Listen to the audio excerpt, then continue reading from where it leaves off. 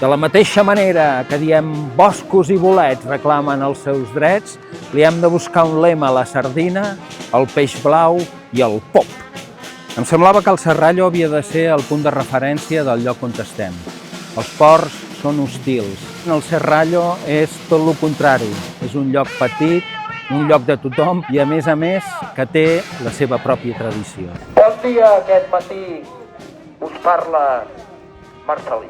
El Serrallo aporta a dins de l'imaginari que estic intentant construir una vessant de la que jo no n'estic format, que és el mar. Jo sóc un home de terra endins. Aleshores, el Serrallo i aquesta connexió que té a través d'aquests crustacis, d'aquestes sardines, d'aquests peixos, em semblava que es havien d'incorporar. I, per tant, l'he anomenat la Rua del Serrallo.